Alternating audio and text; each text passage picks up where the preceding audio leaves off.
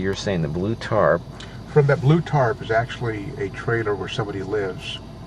All the way to the right, where you see that little camper shell and all the abandoned tractors in between, this is the Williams residence. This is where the people who complained and who were interviewed by the news, this is where they live.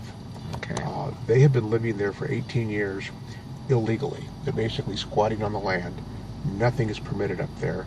They've been cited by the county to clean up. They've cleaned up probably. So they don't own the land? They own the land, but it's not zoned for residential, and their septic wasn't approved. Their house wasn't permitted. Basically, they've been paying about $57 a year in taxes, claiming that it's vacant agricultural. And the crux of the matter is, we're paying to get a survey done right now, because going by the county survey, it appears that that gentleman is living on my land. Okay. All right. So you said from here it's probably like a mile from the main road? From the main road, yes. Okay. Well, from my gate. Oh, from your gate? Yeah, from where we left your vehicle. The main road is probably 2 miles. 2 miles. Okay. And there's only one other person that lives a mile down there from here. Yes. Looks like. Yeah. Well, legally, there's some okay, people but illegally, sure, but yeah. But the property basically.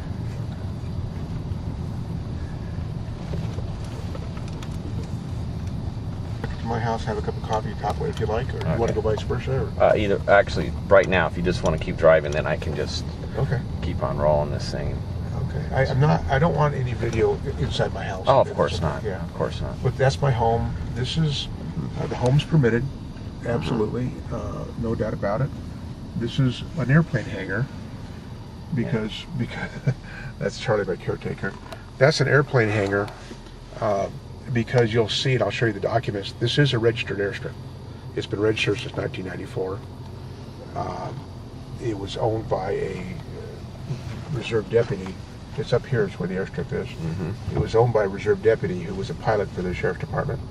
And before that, it was owned by a fellow who belonged to a stunt plane organization. So that was here when you bought the place? Yes, it was. Absolutely. Okay. Yeah, we got the impression from the news reports that you had created the... I know. And that's one reason I invited you up. Yeah, because I think you're going to get a better documentation of what's going on with the longer... You know, the news sometimes just wants to hit on the really startling facts, you know, or the issues. These are the posts that we have the survey going on right now. Now, over that way is my property. Okay, and then that mountain there's probably in the distance, that would be, what mountain is that, do you think? I'm not sure what mountain that is, but that's down towards the Hisa Valley. Oh, okay. But with regards to home's distance, and let's talk about the danger, if you will. All the shooting you'll see we do over this area. This is actually set aside for habitat land. So there'd be no bullets going over that? Oh, absolutely not. Okay. Absolutely not. All right.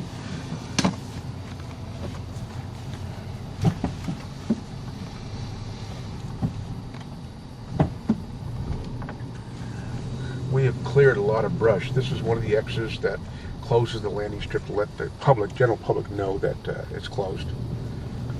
I see. This is one of my ponds that was drained during the Carbaker, or the horse fire, they called it. The helicopters came in and drained the pond and took it over the mountain here. Oh. We're constantly battling the weeds, like I am. What happened is this place has not burned since the early 70s. Yeah, I see a lot of that brush is pretty thick. Yeah, so what I've done is I've got these people, they work 5 days a week for a year at my expense. And one reason I like that, you can see how the grass is cut down, and you know, this. And I didn't do this for you. I mean, this is what we do. You can tell by the wood. And so, fire-wise, we've done a lot of fire compliance thing. This airstrip, by the way, as I said, and I'll show you the documents, it is a registered airstrip. When I bought the property, it was overgrown with buckwheat and other kind of wild weeds. Very hazardous. We basically scraped the top of all the weeds, pushed it down here with this dirt that you see, My property goes up over this mountain here. We've cleared. People who look at this always say this is almost like a park. Yeah, it looks like all those. It does look like a park with those coastal live oaks that you have there. Yeah, I quit counting at over 500. We haven't cut any live oaks that were not dead. As you can see, there's a lot of them in there. Mm-hmm. Some will really surprise me. I've learned a lot about oaks since I bought the property and how much water they consume. And, they do need a lot, and they're probably under stress right now. Actually, we have a tremendous amount of water here. Under the ground, huh? Yeah, because I'm in a bowl. And all the runoff from all these mountains comes right here. So we have a tremendous amount of water, and you can see how healthy they are and all that. I have another 30 acres about on the other side of this ridge right here, which I have never seen other than by a helicopter because I can't get through it. But that's also, this right side is all set aside for habitat land. I don't use it. You'll probably see that I use probably less than 50% of my property.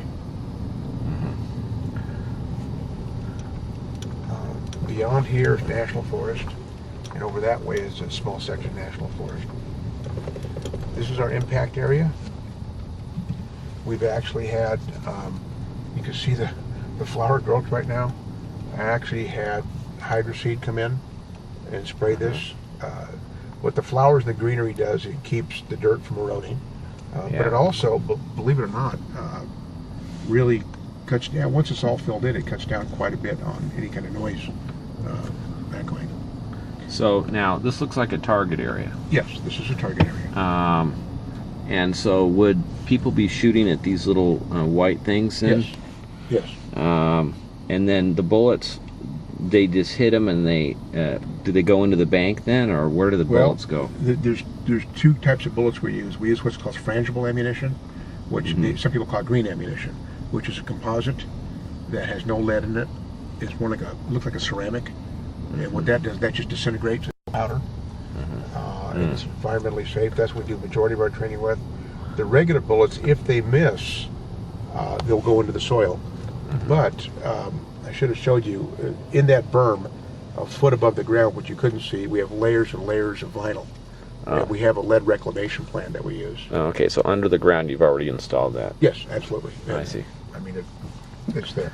Now, is there some kind of like a licensing, like when you install one of these shooting gallery type things, do you have to get a license from somebody, or does someone inspect it to see that it's in compliance with any kind of rules like that, or is it pretty much just unregulated? It's not unregulated at all. Basically, in my opinion, it's sometimes overregulated. Basically, what people will tell you is that you have to comply with either a federal regulation. For example, if it's going to be used for military use, the Department of Defense has a pretty rigorous, this is the small arms range right here. It has a pretty rigorous safety inspection that they do. Okay, now if you can stop right here for a second. All right, now, so people will be shooting. Oh, okay, thanks. Shooting toward, and then you would install targets down there, maybe. Yes, there would be cardboard targets stapled to those pieces of wood down there. Okay, and then they shoot at those, and pretty much,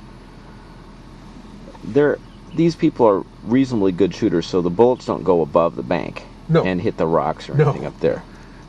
This is small arms too. This is handgun and shotgun ammunition only, no rifle. And yes, they are. So, are you doing any at the Blackwater place? They talked about tactical live fire, simulation areas such as urban areas, or do you go out in the wilderness here and play Army or something? No. Okay. No, and the reason we don't do that is because environmentally that's too hard to control. Yeah. And anybody who does that, it's pretty dangerous to begin with. You know? Oh yeah, I can imagine. Yeah, everything we do here is controlled. As you can see, we have this range, and I'll show you the next one here. I noticed you have a fire extinguisher there. Is that a requirement, or is that just something that you guys No, it's not a requirement. It's voluntary. Everything we do here, the fire extinguishers we have strategically placed. When we actually have people shooting, we bring out more. Have you seen any fires start from the shooting? No. Just a cautionary.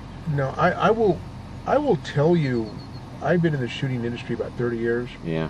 And a lot of times when you hear somebody say, well, a fire was started by somebody shooting, in my opinion, and I've seen a lot of these things happen, it's pretty much misinformation. A lot of times a fire will be started in a shooting area. For example, you could hunt in a national forest, a lawful pursuit of game, okay?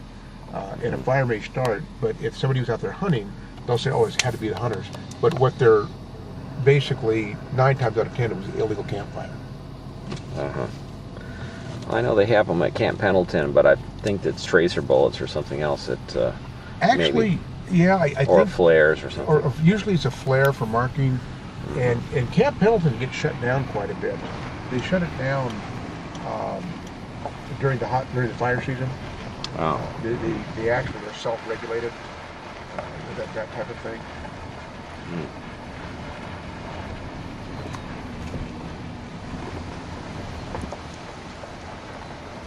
We're waiting till we get all this stuff trimmed before we get that chipper shredder up here. It's kind of expensive to that thing. This, so you know, this was a spring that was abandoned back in the 1800s. And you can see the dirt mark on top there, on the rock. Moved here by 2 owners ago, okay? And we saw on the map that they had done that, and it was a big dry piece of dirt, so we dredged out the dirt, we used it for those berms, and it actually revitalized the spring, so water started coming up again. And this is, if you look on a map, this is called Five Willows Spring. And the map goes back to, I think, the late 1800s. They had filled that in, and somebody had filled it in, and so we unfilled it. And you can see by the wood here, this is dead oaks and things that were on the ground or whatever, but we're very cognizant of the oaks, and we have a lot of quail and dove out here. We actually set this aside for habitat also. We've got a family of ducks that live here. The shooting, the noise or whatever, ducks seem to return. Everybody's returned that we can see. I'm going to drive around this left side. You can see we've got a lot of... they probably fly off when they hear the shooting though, right? Actually, the ducks don't. But and actually, we don't allow hunting here, of course. And the thing is, animals are pretty smart, and they start to realize that no one's going to be chasing them around or anything. With the drought we're in, this is a very low time for this pond, but normally it fills up to that rock there. The bottom of that big rock, it kind of floods over. But you can see some of the birds we have here. Oh yeah. Yeah, I see. They're probably a nice place for them. Yeah, it is, and it's protected. Like I said, we let all these reeds grow. I think they call them, what are they? Not foxtails. Those are the cattails. Right? Cattails, yeah. We'll let the cattails grow and fill in all on this side, and so there's a nesting area. And you know, well, you can see they're not too bothered by us, which is kind of a bad thing, because when animals get too used to people, sometimes it turns out to be a little bit unfortunate. But I'm going to show you one area over here that is actually my favorite place that we've also, again, voluntarily set aside.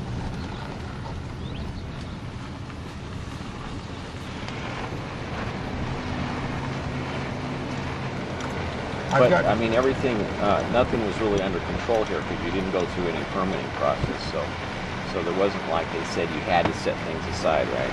You just did it on your own. No. When I bought the property, the previous owner told me about the Williams Act and said, you know, you're getting a reduced tax payment on the property because it's set aside for non-development. And basically, it's a 10-year contract, and what it states is that I can't subdivide the parcels and build houses and that kind of thing. So I asked him what areas were set aside. He told me, and we've continued that. This was all overgrown, as you can imagine. There was a spring here that was completely contaminated as far as being overgrown, and we've unplugged it. And it's a natural spring. As you can see, it's very clear water. And a lot of these lilies and these cattails had almost choked it to death. So we cleaned it up and trimmed out some of the branches. This twisted oak here, I mean, you can see how much it's been there forever. We didn't even trim it. We just kind of left it alone and got part of the dead branches off. So like I said, we're, you know, I kind of feel we got a bum rap with the story that came out. Now, I will tell you that certain people told me about the story you wrote, apparently, for Alpine. I haven't seen it yet. Alpine? Yeah, in Alpine. Oh, apparently editorial or something. Which thing? I don't know, something about me operating without permits or something. Oh. I can't. I write so many things. I can't remember what it is you're thinking of. I don't remember writing anything specifically for Alpine. Okay. Well, let me just show you this area right here.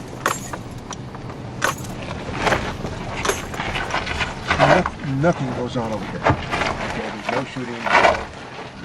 If you see this white marker up there on the piece of property, on the top of the ridge is a white post.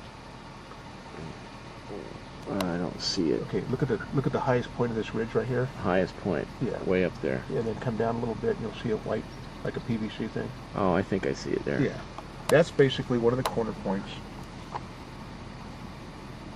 Okay, there it is. That's the corner of your property. Of one of my parcels. I have 4 parcels here. Okay.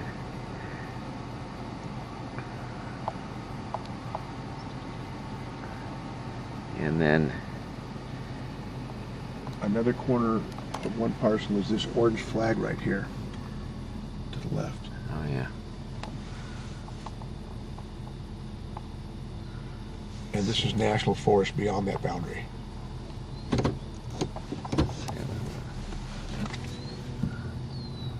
I can see it inside. Oh, there. Sometimes I can see it, and then when I there it is. Okay. Not that we really care, but all right. I'm gonna have to see. Okay. Oh, I think I know which.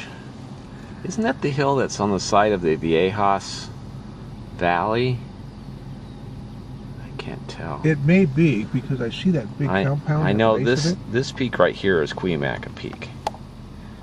I know I know that one because of the way it's shaped. Yeah. And I think this mountain is the one that's just to the west of the Viejas Reservation. I believe it is.